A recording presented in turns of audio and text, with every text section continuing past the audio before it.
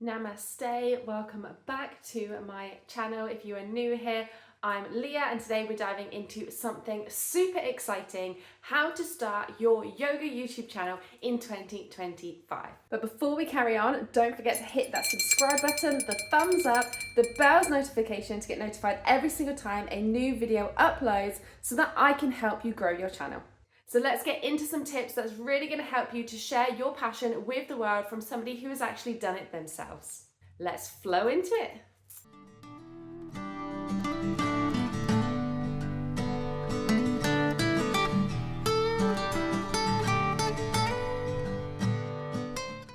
Okay, so the first thing that we are going to talk about today is actually niching down. Now, you may have heard this so much, especially if you have been Googling how to start your yoga YouTube channel or even just how to start your actual yoga business. But this is key to YouTube. The YouTube algorithm needs to know where to put you when you first start your channel. So imagine if you are starting your channel from scratch and you're just putting out random yoga videos, what's going to happen is your channel is going to get lost in the sea of yoga teachers out there and it's going to be very, very hard to get seen.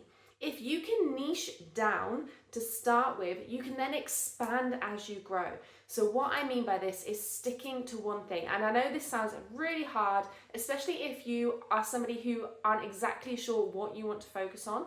Just try to stick to one common theme to start with, because that's going to really help your channel grow. And then as you start getting those subscribers, that's when you can start branching out into different things. So a few options could be yoga for beginners, yoga for athletes, vinyasa yoga, yin yoga, focusing on the chakras. There's so many different specific things that you can focus on that's really going to help your channel to get seen to start with. One thing that I did with mine is I focused on challenges. I'm moving a little bit more into the morning yoga, but my channel specifically started growing because I really focused on yoga challenges. If you go onto my channel, you will see on the home screen all the different challenges that I've ran, and that is what people know me for now. So if they want a yoga challenge, they will come to my channel and they can pick whichever challenge they want to do. Now that I've got over 1,000 subscribers, now I can start branching out to different things. The good thing about doing this is if someone's looking for a specific thing, they find it on your channel, they're going to keep watching every other video that you bring out. If you bring out a vinyasa flow and then the next week it's a yin yoga, somebody who came to your channel for the vinyasa might think, oh, I'm not interested in yin, and then they might forget about you. They might go off to somebody else. This is why it's really crucial to stick to one thing to start with. Okay, so find something that you're passionate about, make a few videos on that and just see what traction you get. So once you've defined your niche, then we can talk about equipment. Now, you do not need a major budget to start a YouTube channel. Most YouTube videos are really good quality if you film in 1080 or 1080 or 4K. Okay, as long as you can film in those specs, then the video is going to come out really good. Okay, now most of us have this on our smartphones. All you need is a smartphone to start a YouTube channel. The most important thing with yoga is the volume, the audio. It's that your students can hear you perfect, okay? Because most of the time, if your students are in a yoga pose, they're not actually going to be looking up at the screen. They're going to be listening more for your cues. So it's really important to make sure that you have amazing quality audio.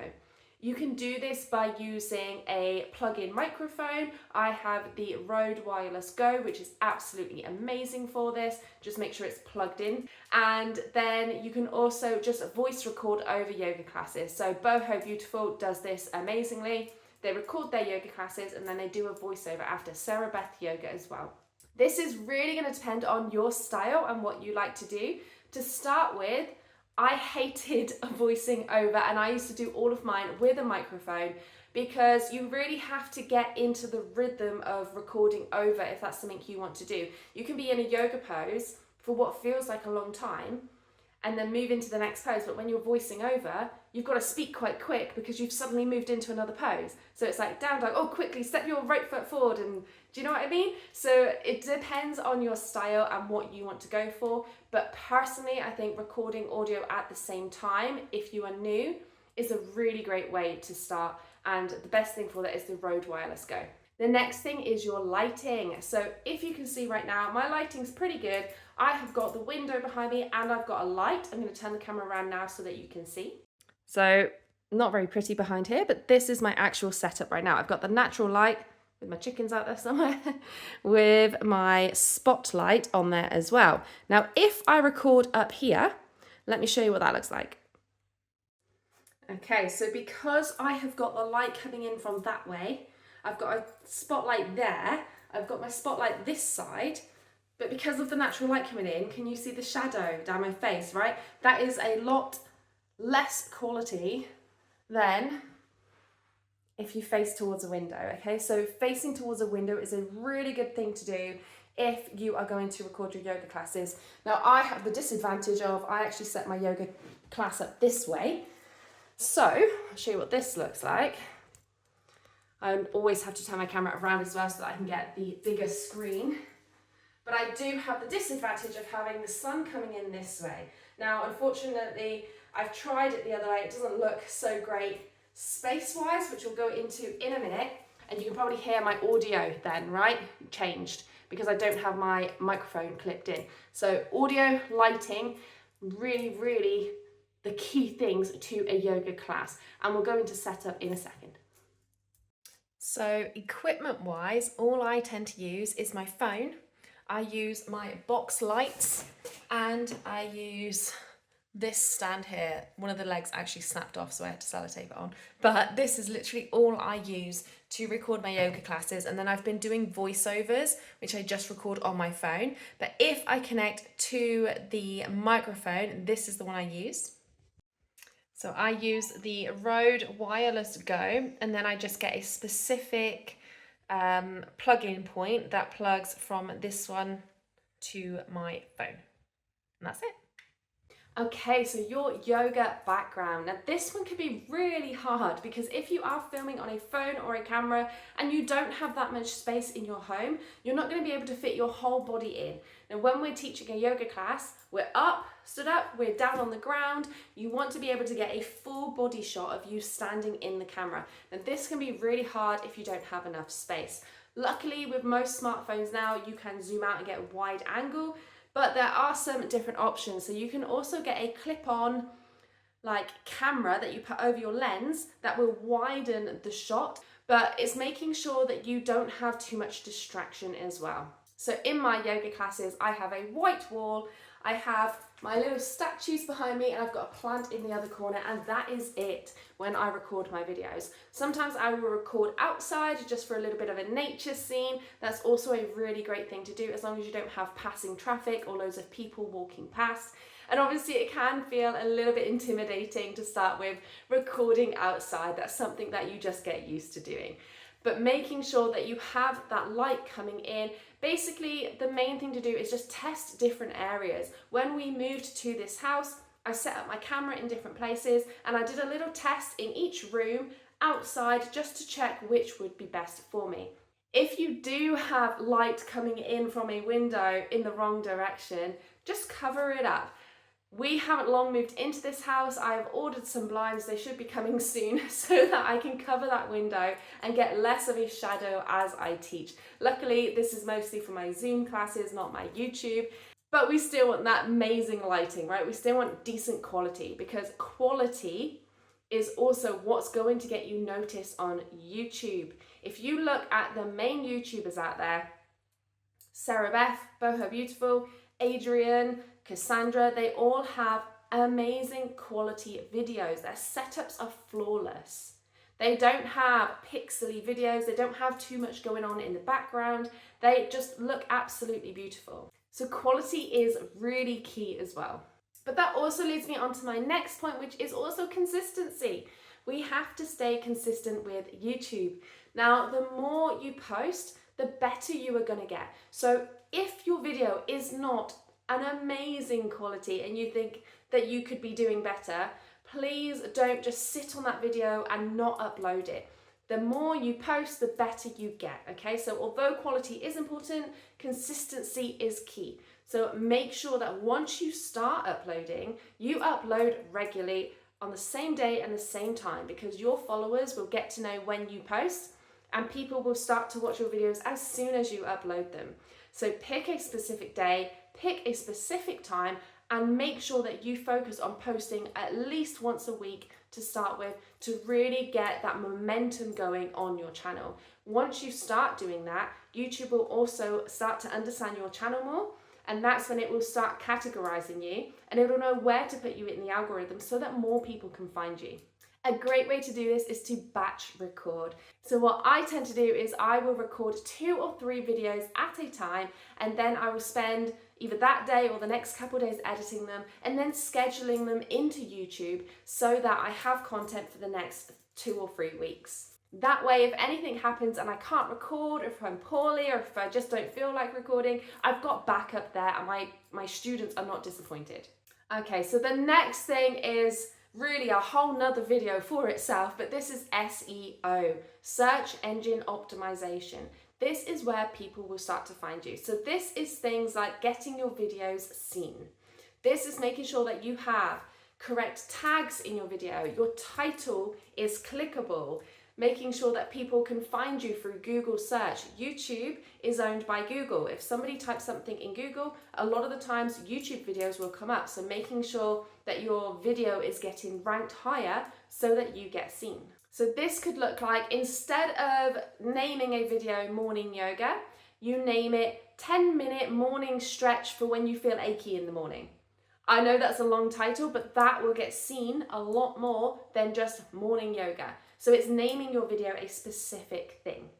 The next thing to do with this is also making sure that you have an eye-catching thumbnail. You've probably heard this again a million times, but making sure your thumbnail is quality, okay? Because if somebody does type in that and it comes up with about 10 morning yoga videos, you want them to click on you. So you need to make sure that your video is the first one that people see, that draws them in, that makes them want to click. A really good way to do this is to make sure you have your face on the camera, to make sure you have maybe eye-catching colors or that serene background, just something that will draw people in to actually click on the video.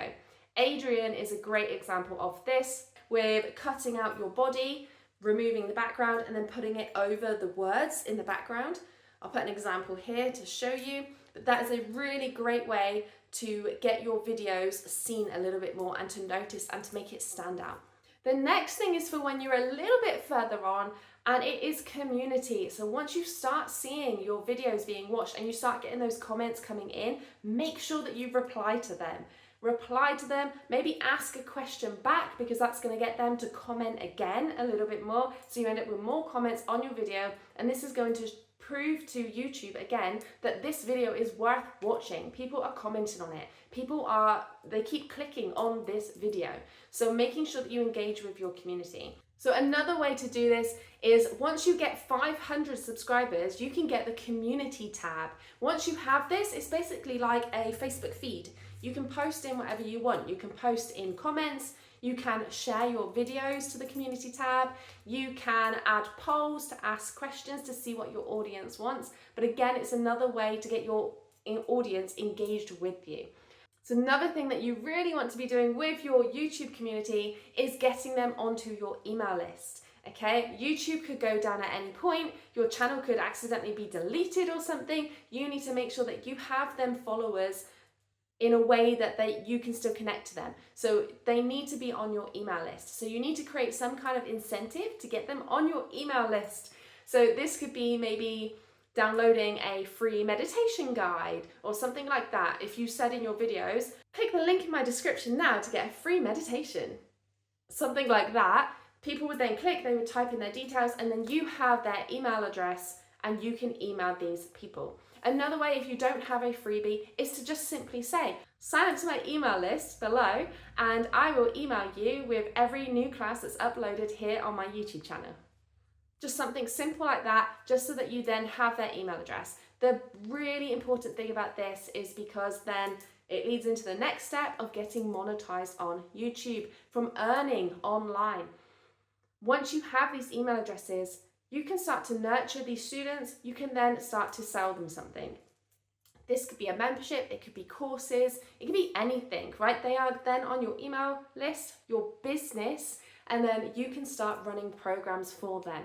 And this isn't just a way for you to make money online, but this is to help your students, right? YouTube, you can only do so much. You can post videos and stuff, but if you want to create a program where you can actually speak face to face with your students to give them a more personalized experience, to really help them on their yoga journey, then you need some kind of program or something where you can interact with them. So this is a really great way to do that.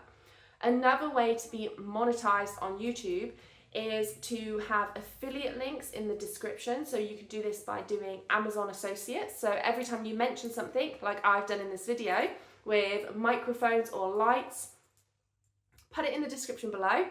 If they click on it, you can then earn a little percentage back from Amazon from that, okay? So this is all without actually being monetized on YouTube, right? Because to be completely monetized on YouTube, as in to get AdSense, you have to have 1,000 subscribers and 4,000 watch hours in a year, okay? So that can be quite hard to do, but this is why I've set you up the way that we have, okay? If you go through all of these steps, this is going to help your channel grow so fast, okay?